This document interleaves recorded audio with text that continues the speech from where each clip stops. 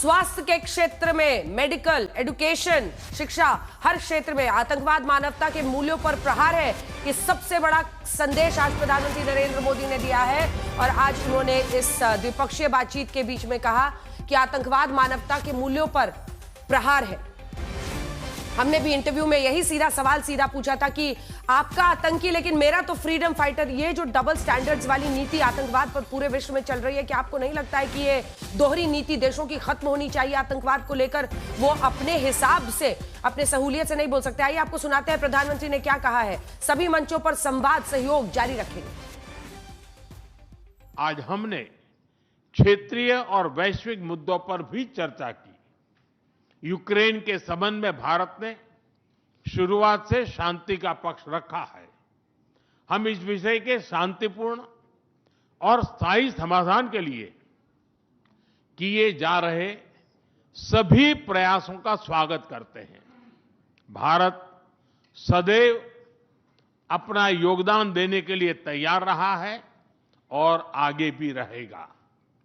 आतंकवाद के विरुद्ध लड़ाई में भारत और रूस ने लंबे समय से कंधा मिलाकर सहयोग किया है।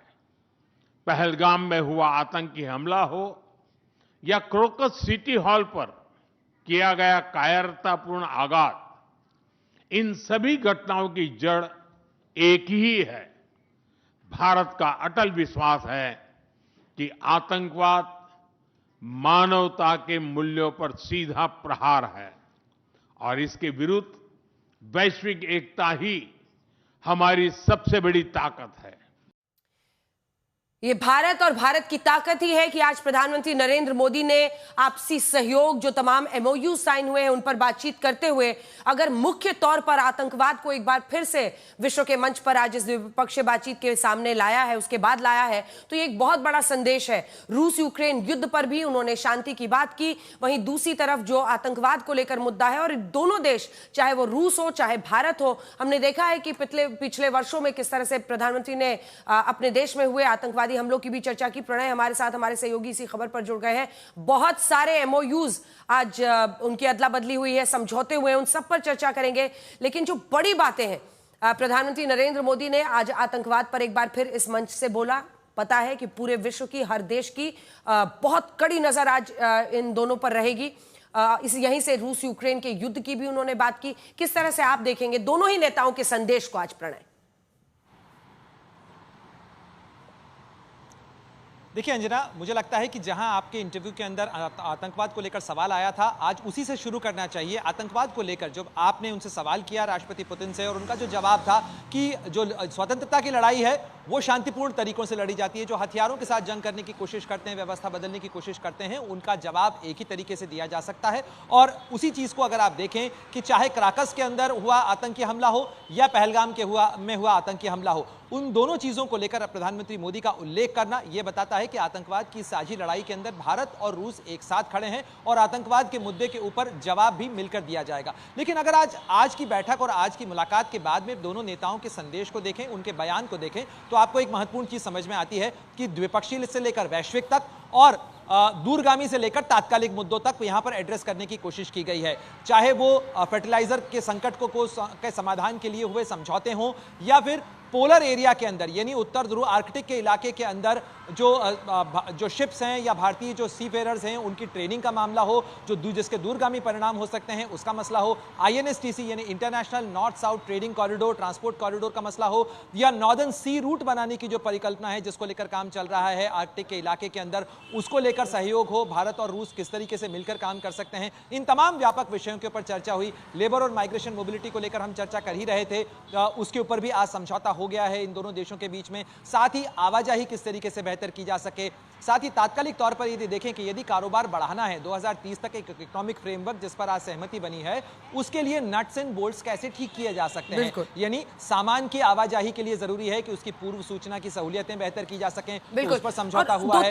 इसके अलावा संकट में पोटाश का संकट दूर करने के लिए समझौता हुआ है। हाँ, इन सब पर चर्चा कर रहे हैं हम, लगातार अपने दर्शकों को ये सब दिखा भी रहे हैं। मुझे लगता है जो की टेकअवेज है उस पर आते हैं, क्योंकि अगर मैन पावर मोबिलिटी, मुझे लगता है कि ये की वर्ड्स फ्रेम करेंगे कि कैसे दोनों देशों में जो हम मैन पावर की आवाजाही को लेकर आसान बनाया जा रहा है, वो एक बड़ा फैक्टर रहेगा।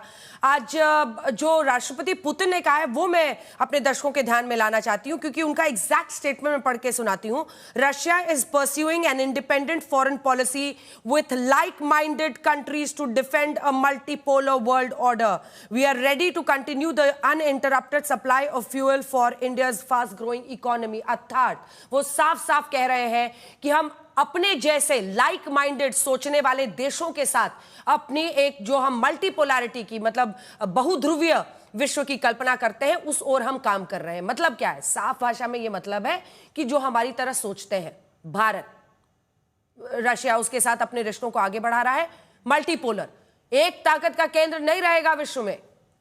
तमाम देश ये तय करेंगे कि उनको किसके साथ काम करना है, कैसे आगे बढ़ना है। और इसी के साथ उन्होंने रीइटरेट किया, एक बार फिर से कहा कि हम चाहते हैं कि जो अनइंटरप्टेड सप्लाई है भारत जैसे बहुत तेजी से विकसित होने वाले अर्थव्यवस्था की, उसमें अगर ऊर्जा का जो सप्लाई है वो बिना बाधा के हम आगे भी कंटिन्यूअस रखने को तैयार हैं। मुझे लगता है ये दोनों तीनों बड़ी बड़ी बातें हैं कि करके सब पर चर्चा करते हैं। प्रणय,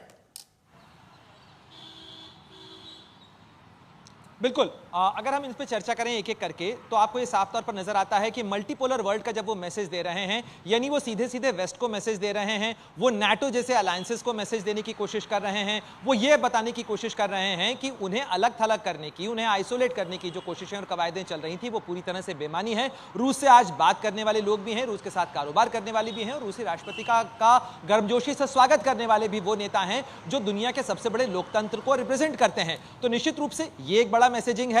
साथ ही वो मल्टीपोलर वर्ल्ड की जब बात करते हैं तो ये बताने की कोशिश कर रहे हैं कि चॉइसेस जो हैं वो होनी चाहिए हर देश के पास में। रूस के पास भी चॉइसेस हैं और रूस उन चॉइसेस को एक्सरसाइज करना चाहता है। भारत जैसे साझेदार के साथ में भी ये मार्केट और इकोनॉमी का अलायंस भी है। ब्रिक्स के ऊपर भी उन्होंने जोर दिया है क्योंकि ब्रिक्स की चेयरमैनशिप अब भारत के पास आने जा रही है। उन्होंने न केवल अपनी सॉलिडारिटी एक्सप्रेस की है, आपके इंटरव्यू में भी उन्होंने ब्रिक्स का और एससीओ जैसे संगठनों का जिक्र किया था। गोल्डमैन सैक्स का ही ये दिया हुआ कॉइन टर्म है ब्रिक्स, जिसके अंदर इन्हें भविष्य की अर्थव्यवस्थाएं कहा गया था, जिन्हें ब्राजील, रूस, इंडिया, चाइना, साउथ अफ्रीका, ये वो देश हैं जो कि भविष्य की अर्थव्यवस्थाओं के तौर पर देखे जा रहे हैं।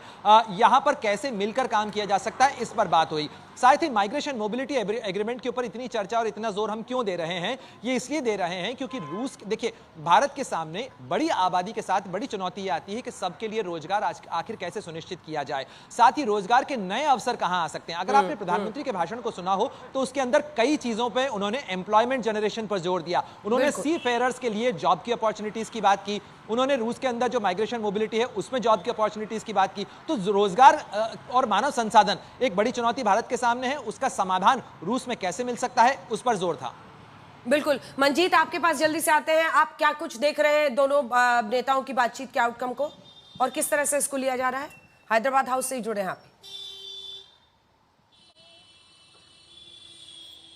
अंजना, दो महत्वपूर्ण चीजें जो कल लगातार हम लोग अपने लाइव में बता भी रहे हैं कि एक रूस की तरफ से लगातार ये कोशिश की जा रही थी कि भारत से स्किल लेबर उसको मिले, क्योंकि जिस तरह से रूस में स्किल लेबर की कमी है उसको लेकर 5 से 10 लाख लोगों की रिक्वायरमेंट है, उसको लेकर समझौते की बात हुई है। रक्षा क्षेत्र में देखें, हालांकि जो बड़े रक्षा सौदे उनको सार्वजनिक तौर पर उनकी बात नहीं की गई है, लेकिन चाहे शिपिंग की हम बात करें, एक्सप्लोरेशन, आर्टिफिशियल इंटेलिजेंस की बात की गई है और रक्षा सौदे और बढ़ाने की बात की गई है।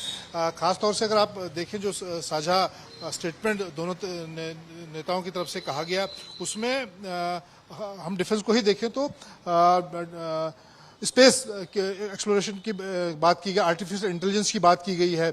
उसके अलावा और ये सारी चीज़ें, चाहे हम Su-57 को बनाने की बात, रूस काफ़ी देर से कोशिश कर रहा है, जोर लगा रहा है कि भारत में 5th जनरेशन का जो लड़ाकू विमान बने, लेकिन भारत की तरफ से ये इस बात को कहा जा रहा है कि जो भी चीज़ें होंगी मेक इन इंडिया होंगी, यानी कि भारत में ही उनका निर्माण होगा। चाहे हम जिस तरह से ब्रह्मोस मिसाइल का एक सफल हमारे साझा उपक्रम है दोनों देशों के बीच में, उस तरह से डिफेंस के जितने भी फ्यूचर वेंचर होंगे वो भारत में ही बनेंगे। तो ये इसको लेकर काफ़ी हद तक सहमति आगे बढ़ते हुए दिख रही है।